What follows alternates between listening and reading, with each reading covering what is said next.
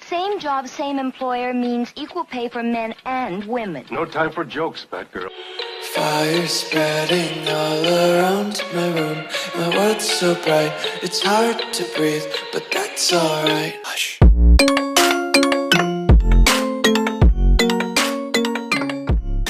Hey guys, it is Tristan with Nerdud's Newsstand, and I want to talk about DC Festival of Heroes. Now, there has been a lot of anthology books over the years. Some of them have some random semi-canon stories. Some of them celebrate 80th anniversaries, like we're seeing with Green Arrow coming up.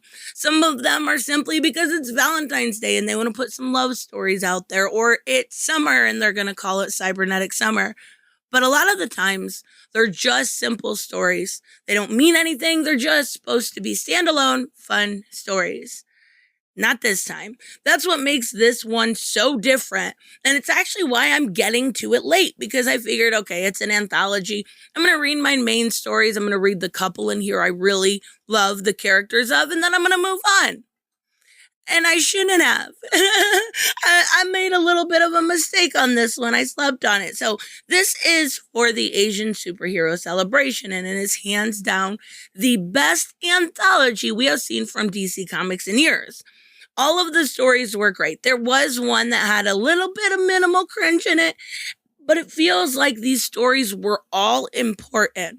They're all important in one way or another, and actually, all 11 of them seem to be some sort of canon. Now, some of them won't matter, but a lot of these stories will. So I'm going to go through these stories very quickly and tell you about the ones that really, there's actually one huge reveal within this. So the first story is about Cassandra Cain, and it is by Mariko Tamaki. In the main part of this story, and it seems like they are trying to revert Cassandra Cain back to how she was in and around No Man's Land with the first couple of issues, or, in her solo book. So she mostly understands the language of actions in this story. It's simplified to being she was trained to observe body movements, and it's explained very well, and other details in body language except words. And now she's struggling to learn to speak again. Now, we've been past that for some time, and it feels like they are reverting back to that Cassandra Cain, and I actually really like that. She can speak very, very small amounts, right? But it takes a lot of effort, like she does at the very end of the story, to say thank you, right? And I really like that we're getting back to that. So if this carries over, we know, again, this is another story that is canon. Now, overall, a good story that restores specific elements of what we've not seen from her since her earliest days, right?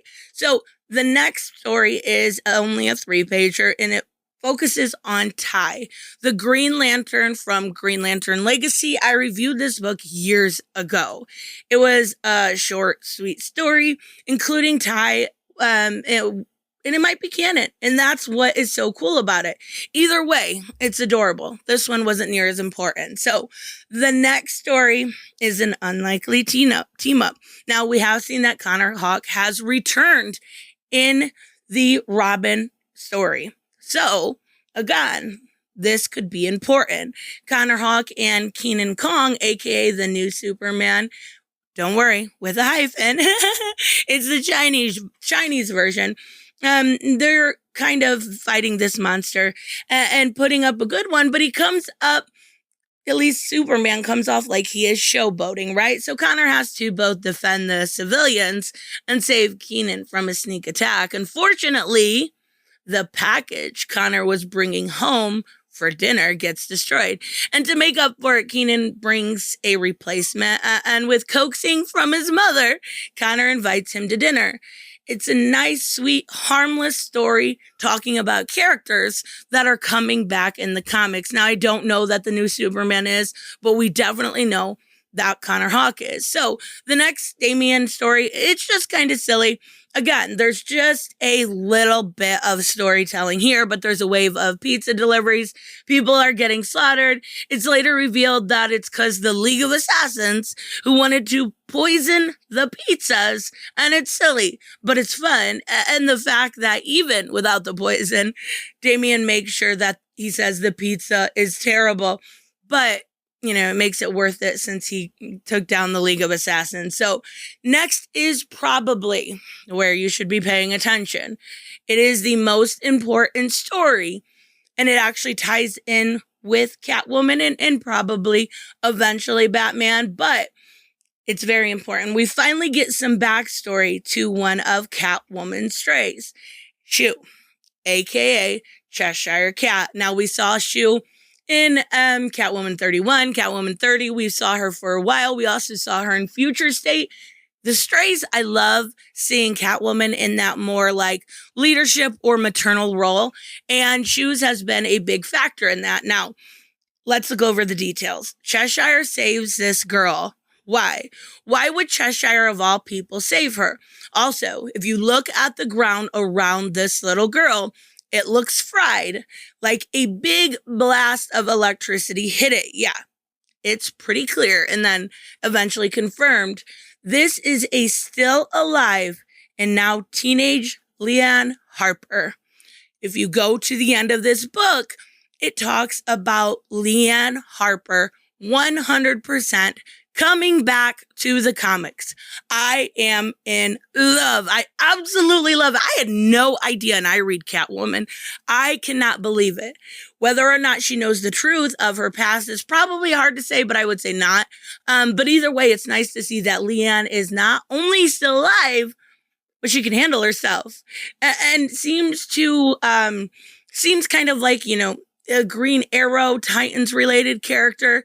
And she is now pretty much Catwoman's Robin. I absolutely love it. A lot of people really like this character, and it's nice to see that death metal brought her back. So the next one was a surprise. Technically, it's another Cassie Cain story, but it's clear that Dustin Nguyen used this as an excuse to reintroduce abuse, and that he and Paul Dini created him as a way long ago, back on the streets of Gotham, right? So Abuse was a kid who was experimented on by Scarecrow with a unique blend of venom that still lingers in this kid's body. Somehow he is now able to control it, and write himself up to look like an adult as he goes about beating the crooks. And Abuse has these lettered brass knuckles also. He's a great character. It's really nice to see him back. So it was just a short story, beautiful art. Next is a story that is clearly a throwback to Judd Winnick's Outsiders. Sorry. But before anyone goes on this whole, oh my God, it's woke, keep in mind that Judd never, ever shied away from putting politics in his comics, and it matches up to anything that he would do. It's basically a take your lover to meet your dad story, right? So it happens to focus on Grace and Thunder meeting up with Black Lightning. Lightning is also there too. And the writing here, Thunder could be dating a guy and Black Lightning would take it the exact same way, at least in my opinion. Then Mammoth attacks, they stop him, and it ends with Black Lightning approving. So I really like that. I like seeing Grace Choi back. So anyways, let's talk about the next story. It focuses on Red Arrow and is a trippy kind of cutesy dream. It's really cute, but I don't think this one is necessarily important. I like Amiko, but it's just like, I love the way it looks. It's adorable, and we move on, right? So the next story is the closest to cringe. Even it's not as bad if you look at the big picture, but this is the one where I would say, yeah, probably should have skipped on that one. But I get why they put it in for the Asian superheroes. So Katana, Blue Beetle, and Cyborg are at a festival that's getting threats by a group known as the Brotherhood. They are clearly white supremacists who demand that they go back, that these people, right, go back to where they came from. Long story short, they arrive, they have powers, and Katana destroys their stone that gives them power. They go down like flies, like cowards. Everyone celebrates, right? And they get food. Free food. How can you be mad about free food? So the reason the Brotherhood isn't as cringe here, at least, is because it's not being written to take seriously. They're so over the top. They use such hyperbole that you can't help but roll your eyes at it. And the fact that they assume everyone is either illegals or they just arrived or they're terrorists shows that these people are beyond ignorant. They're so bigoted. I'm pretty sure that even normal conservatives would tell them to get the fuck out. So the next story is a Ryan Choi story. This is another one like the Amico story that doesn't seem to be as big of a deal in this anthology. He's hiding in someone's body, fighting a living monstrous virus to save the guy's life. Now, lastly is the last big story that we need to talk about, and it's fun. It introduces a new hero that we will see in the pages. I'm assuming of Shazam, but correct me in the comments if I'm wrong. Of the newest hero, Monkey Prince. It's a fun story, and Monkey Prince is pretty interesting. We get a little nuggets here and there about his backstory. Apparently, he is part demon, but was raised by 2 human parents. He can shapeshift. He's very sarcastic. He's very witty. He hates superheroes. Let me reiterate that. He hates superheroes and supervillains alike. Well, that is because his adopted parents are both regular people trying to make a living, but they're hench people. They are just trying to make ends meet.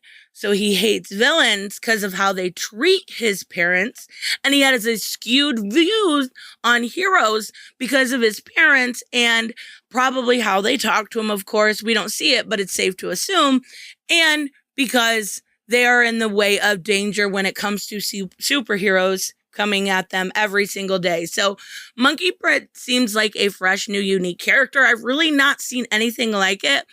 And his hatred of both heroes and villains seems interesting to kind of go along with, too.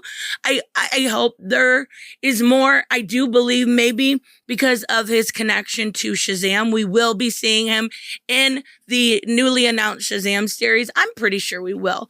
Now, there is a bit at a cringe at the end with the final words, but it leads into where a summary of Asian characters, both in this book and those that are not involved. This is where we get the confirmation that I was talking earlier about Shu being Lian Harper. There's also other characters like Dr. Light, and there's a bunch, right? There's some Gen 13. There's I can't even remember. I know there's a bunch. So everyone you see in the book plus more, right? So overall, this was an amazing anthology. I was really impressed. The cringe, it was minimal for something like this. The characters were well handled. There were legit surprises in an anthology, and I was shocked. I do kind of hope this sets the standard for the future of these anthologies, and I really, really hope that this upcoming Pride anthology that we see will match this. This should be the gold standard. But will they be able to match the quality? Probably not. But here's the hoping. I'm glad we have Liam back. I'm glad we have a new hero, all out of an anthology. It's pretty amazing. Never seen anything like it before. So, of course, let me know if you guys enjoyed this anthology or if you thought it was terrible. Either way, I want to know in the comments below. Make sure you subscribe. Make sure you hit like, and I will see you guys in the next one. Bye-bye.